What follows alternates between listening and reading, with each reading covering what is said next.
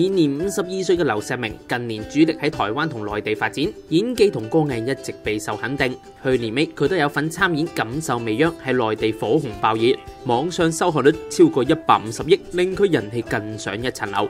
無線見套劇大熱，即時買入。上個月尾喺翡翠台播出，可見錦劇嘅魅力。劉錫明喺劇中飾演北魏太武帝拓跋燾，形神俱備，威嚴霸氣，除咗觀眾受落之外，仲令佢工作量不斷增加，獲得唔少內地製作人主動密斟拍劇拍電影。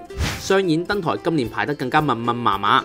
上個月尾，本刊影到劉錫明同太太同埋女女現身西貢，期間三人仲企喺地產鋪外睇樓盤資料，之後先揸車返尖沙咀酒店。出名好老公嘅劉錫明負責搬行李都未叫太太幫手，非常體貼。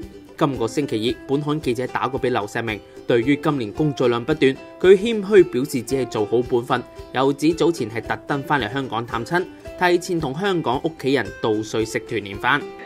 屋企人一齊食個飯啊，咁樣見下面人去行咗，求其揾間酒樓咁樣，叫出去團年飯咁樣，係咪試下咁樣。因為錦繡未央令今年工作量多咗。其實而家啲戲嘅話咧，就其實都排到下半年啦。我一向喺國內嘅話咧，做嘢嘅話一向咁都 OK 嘅。咁但係譬如話呢套戲後咧就仲忙咯。電視劇咧，我諗就要喺下半年啦。我諗係5、6月度啦，會有3套電影咯。都喺國內嘅。之前同太太同埋女女去咗西貢睇樓。我經過開望下，即係先想睇下香港而家個地產咯，但係真係貴咯，我覺得，哇，好鬼貴。會唔會考慮喺香港置業啊？有諗過嘅，其實我本身香港人嚟噶嘛。